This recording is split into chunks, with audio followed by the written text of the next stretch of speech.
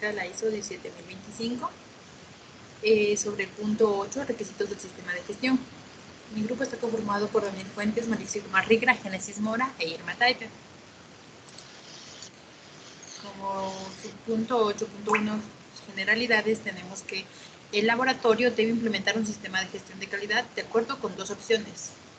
Estas son la opción A, la cual consiste en desarrollar de manera particular los temas indicados a continuación que les vamos a hablar, y en la opción B consiste en recurrir al desarrollo que puede existir en una organización basada en los principios y requisitos de la norma ISO 9001, siempre que se oriente a la demostración del cumplimiento de los requisitos de los capítulos 4 a 7 de la norma ISO 17025. Por ejemplo, un laboratorio que escoja la opción B va a tener una metodología para realizar las revisiones por la dirección basada en la norma ISO 9001. Como están las entradas basadas de esta norma, no se considera explícitamente los resultados de aseguramiento de la validación de resultados, que corresponde a los apartados 8.9.2 de la norma ISO 17025. En el caso de que el laboratorio escoja la opción A, deberá tener en cuenta los siguientes requisitos. El requisito que vamos a ver ahora es el 8.2, el cual es documentación del sistema de gestión. Aquí las políticas y objetivos establecidos por la dirección del laboratorio se orientan hacia la consecución y el cumplimiento del objetivo de esta norma, es decir, la competencia, la imparcialidad y la operación coherente del laboratorio. Las políticas y objetivos deben formar parte de la información documentada del laboratorio y mantenerse de manera apropiada, y al igual que el resto de los procedimientos, métodos y procesos y registros deben estar vinculados a la estructura del sistema de gestión del laboratorio.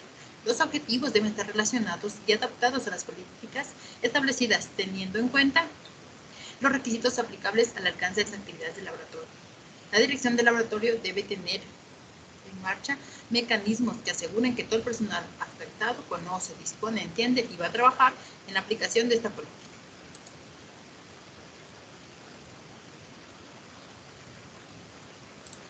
Como punto 8.3, que es el control de los documentos del sistema de gestión, tenemos aquí que en el laboratorio se va a establecer el desarrollo y también se va a aplicar documentos en sus diferentes formas y tipos, si es necesario poner en marcha mecanismos que aseguren el control adecuado de los mismos para garantizar la posibilidad de información actualizada, relevante y pertinente, optimizando su uso. Estos mecanismos serán aplicables a diferentes soportes en los que el laboratorio haya plasmado sus formas de actuar y sus métodos de trabajo, ya sean de origen interno o externo. Estos se diseñan para facilitar la elaboración, el archivo y la gestión de la información.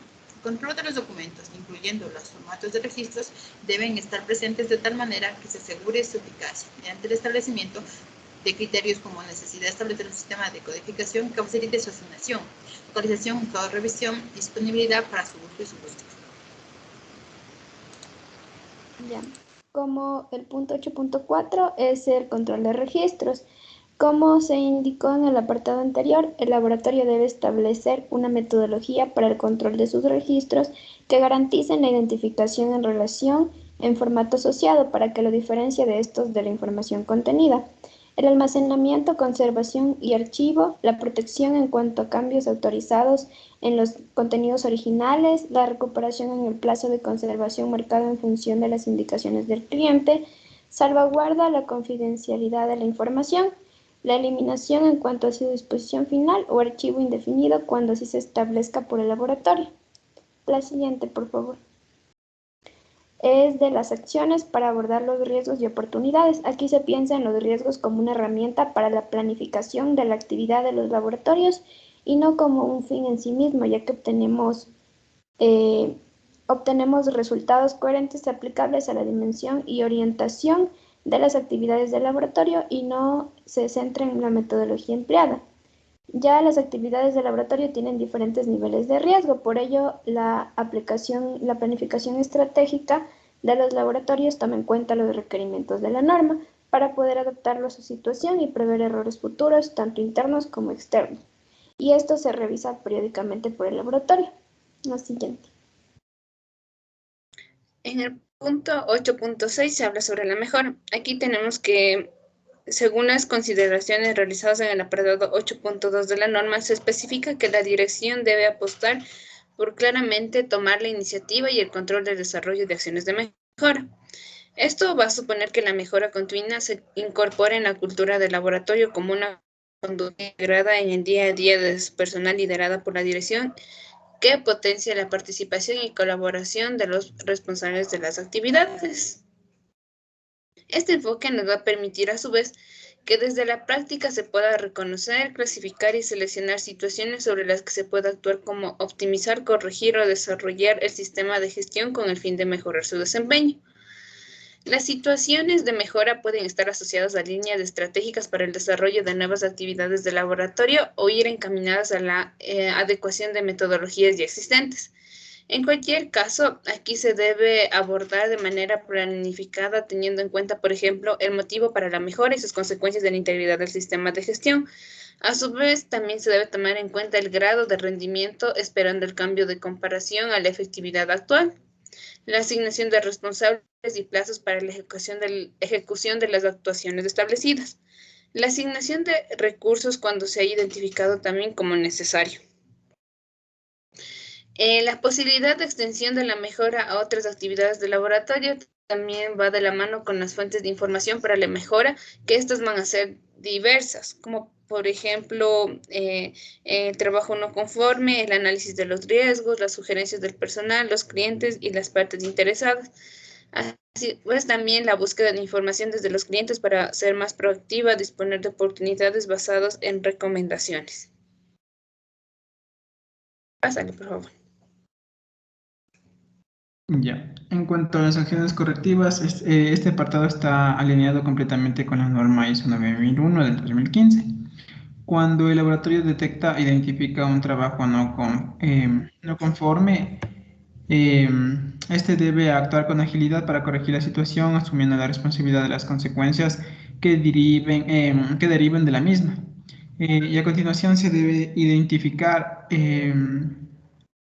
las causas que se ha podido originar el trabajo no conforme, evaluado también sus efectos y su extensión. Con esta información se pondrán en marcha las acciones correctivas necesarias y dimensionadas en función de la información del análisis anterior. Se asignarán responsables y plazos para la realización e implementación de las acciones correctivas, así como responsables y plazos para la verificación de la eficacia de las mismas.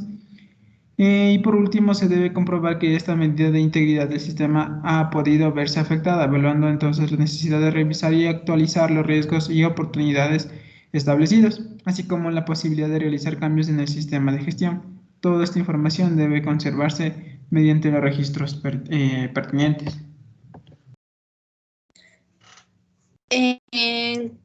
Regresale, eso ya. Ahí, en cuanto a las auditorías internas, tenemos que, igual que el apartado anterior, este se ha organizado en cuanto al contenido de acuerdo con la norma ISO 9001 del 2015.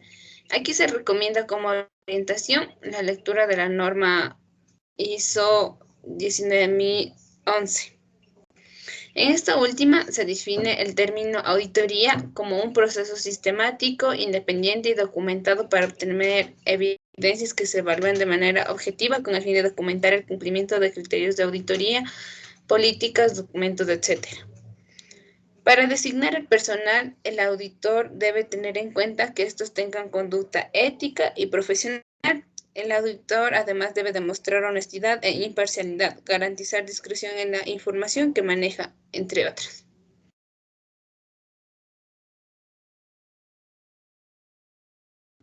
Ya, en cuanto a la revisión por la dirección, en este último requisito se plantea un contenido básicamente idéntico al de la norma ISO 9011 del 2015. Esta revisión por la dirección debe ser una actividad planificada y programada cuyo objetivo es el estudio de toda la información generada por el sistema de gestión y las actividades del laboratorio en el periodo definido para mejorar el desempeño del laboratorio.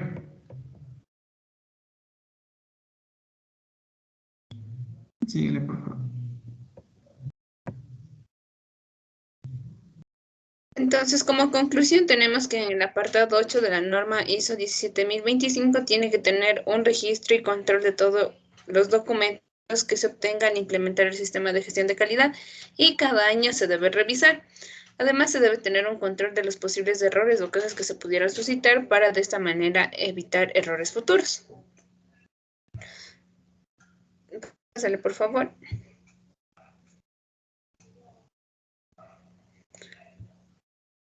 Bueno, creo que tenemos la bibliografía y eso es todo. Gracias.